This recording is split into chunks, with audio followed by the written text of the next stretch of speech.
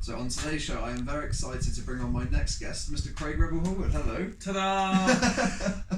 To all my thousands of adoring fans here in this wonderful room. Well, I've got to say, this has kept me entertained today. It's so interesting, so many fun stories, especially the, I could relate to the dating part of it. Oh yes, the Match.com. Are you on Grindr and stuff? I was, yeah. Were you? I was Grindr. That's where we kind of met, and now we're engaged to be married. See, it worked. It worked for my niece as well. I didn't think I was too old.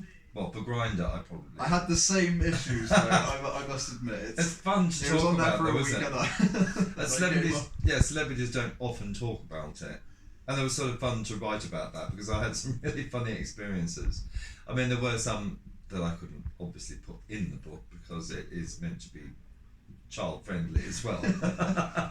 Well, do you know, from reading the book, what came across to me was there's one thing bigger than your personality, and that's your heart. And reading it, you've got such a big heart. The fact that you wanted to move from London, and one of the main reasons was actually so your family could come and stay, and you could kind of take them out and show your hospitality. So it was so nice reading the book because we got to see a different side to the Craig that we see on Strictly, which was really nice to see. Well, that's sort of the idea. I think a lot of people just think that I have that one Saturday job, and all I do in life is hold paddles from 1 to 4, and the occasional 6, now and again. And they only ever see me as a judge, so I'm wearing that mask and that hat.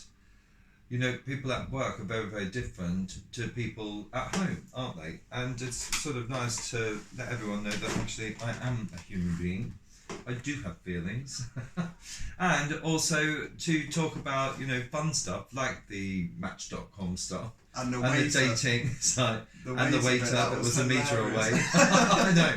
I was literally like there. But it's a metre away. I was like looking around, then suddenly came up with a plate of food, and I was passing my phone around. Hilarious. That was one of my fun. But that's the times now, isn't it? As well, loads of people use the sites, and I was scolded for it by one of the companies because someone kept writing in saying that I wasn't me. Well, someone's using Craig Revel Horwood's photograph and using his name on a dating website, and it's not him. It wouldn't be him. Craig Revel Horwood would never be on this site. And then I eventually had to say, well, I am Craig Revel Horwood, and I am a judge on Strictly Come Dancing. And in actual fact, then I had to take a photo, a selfie of myself with my name, saying I am Craig Revel Horwood. that was in the book as well. So it's funny. But it's littered with lots of stories like that. So many, especially your 50th birthday party, where the fact you're in London, you're dressed up, your mum's there, you're trying to get in your own venue, you're outside the door, you can't get in. It's just, it was, listening to it was just incredible. And I got to say that the section about Bruce Forsyth was just amazing, because actually I didn't realise you looked at him as a father figure.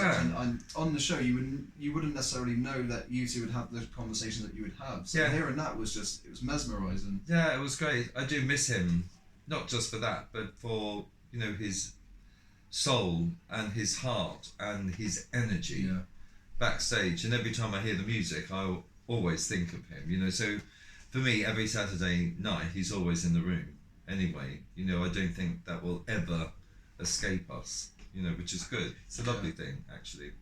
And it was nice to be able to write something that I've written to pay homage to him, rather than an article that you do that gets completely changed around. So that was a joy, actually. And my favourite section, just because it really gave me an insight to you, was the section that when you were talking about your father's death. Yeah. And that was just hearing what you not only went through, but the fact that when you would go to visit him, you'd have to kind of have your siblings around, just because the conversation wouldn't flow as well as you would like it. So you kind of felt that having your sister there would make that conversation flow. So that was probably my favourite bit, just actually hearing what you went through. It's actually quite, I don't know, it's quite an emotional section of the book, I felt. Well, it was difficult to write because everyone has their own opinion and version of the same story, and it meant different things to different people. So it was a fantastic thing to do, because I was sending the chapters to my sister for editing and for suggestions and things like you do. And often, I'd say, is it okay if I write this? Are you happy with that going in? And you know, because it's quite personal, and not everyone wants that sort of touted around. And it was really great that it opened up the conversation, or allowed the conversation to happen about it. So it helped not only with the grieving process, but also with the understanding of it. And we go back in time and talk about the abuse we suffered as children because of my father's alcoholism.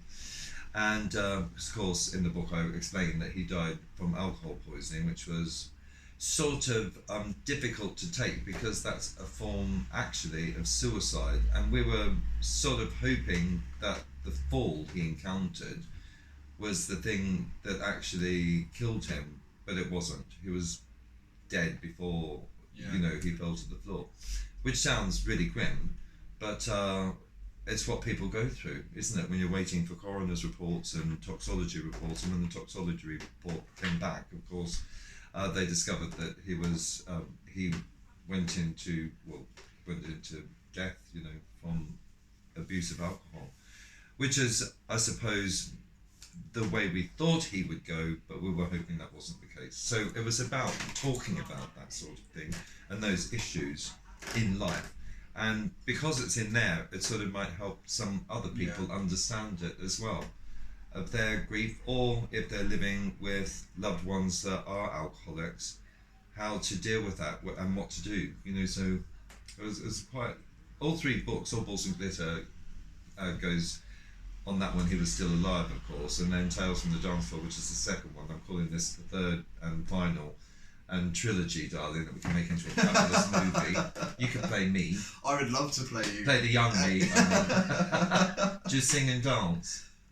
Yes, is the answer. Do you know my favourite dance, like you, is the Charleston? Yeah, I know that is your love favourite that. dance. Yeah, I love it. You can see on the show. And I wanted to know, how do you do the perfect swivel?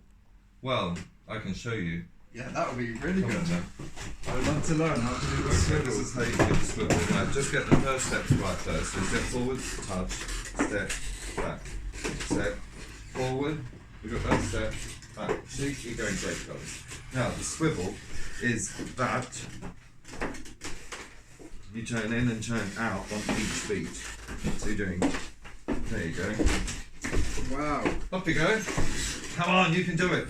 Yes. That's not lazy left foot swivel. This happens to a lot of people, darling. So I'm like John Sargent. maybe you won't play me in the film. No, you're not like John Sargent. Believe me, you're 20 times better than him.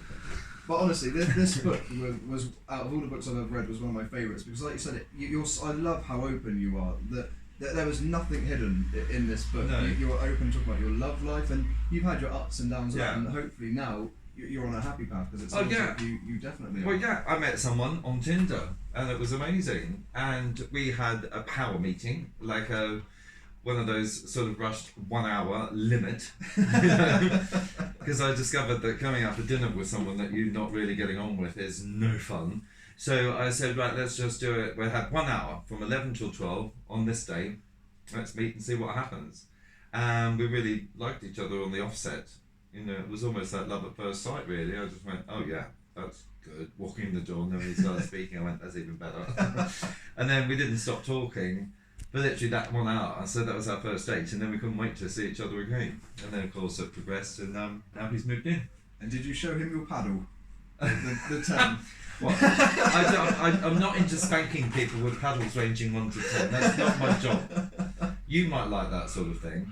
I mean, I wouldn't mind spanking you if you wanted to spank it, but no. No, I didn't show him my paddles, and I don't actually own any paddles. Well, I've got to say, this book is a great read, and I hope it's not the last one, because I feel like every year you're going to have so many small stories to tell. There are. It's sort of the last one and final one that rounds off, I think, All Balls and Glitter and Tales from the Dance Floor. You can sort of marry them and put them together and get a full, rounded picture, I think, of who I am, or who I think I am, you know, and I have been, very honest in it, in all three books, in fact, and it was a joy to write, and it's sort of nice to underline this one with a massively bold exclamation mark, you know, sort of at the end of it. Potentially, yeah, I suppose if I got married, if a Jonathan and I adopted children or something like that, I think then I'd probably have a few more stories to tell after a while. But it is great to do that sort of thing. Yeah. I mean, if I did something else, it wouldn't be an autobiography. I might start toying with fiction, darling. Having a bit of a writing Have a session. bit of a writing session based on truth, obviously, but just changing all the names of the characters. I've got to very quickly just touch upon this year's, strictly for me, has to be of the highest standards of any series I've watched. Yeah. I mean, week 3, week 4, the scores are just super high. Would you say this is one of the best series so far? Yeah, and the press really knocked it in the beginning. They said, "Oh, it's full of Z-grade celebrities, and who are these people?" Like Joe Suggs, for instance. But then, when you're modernising, and keeping up with the times, Joe has 8 million followers. Yeah. And that's introduced a whole new audience to Strictly, and I think that in itself is incredible. And I think it's the foresight of the BBC to actually do something like that, and brave. And I think it was really cool. And actually, he's really good. Very good. He's very Extremely watchable, talented. isn't he? And they all are. I think certainly the standard is quite level, so it's a playing field for anybody. Yeah. I think really, and I think it will turn into a bit of a popularity contest because they're all sort of getting better and better and better. I mean, I haven't seen any 9s yet or 10 dancers yet, so it'd be great. I can't wait to see what happens next and how all the stories unfold. It's your face when you give a 10 that I love. It's just the same. You give a 10 and everyone's jumping, the crowd go wild, you just have that straight 10 face. I do. I'm not Bruno. He jumps around giving a 2. He's like that hyperactive brother, and Yeah. you're the sensible one, and you can't get a word in. Yeah, there is that too. I'll be alright this week, however. Well, honestly, thank you so much for joining us. I seriously great. recommend this book to anyone. It's kept me going today, and it's got so many stories. It's so relatable for a lot of people, especially the That's great. dating sections. Thank you very much. Excellent stuff.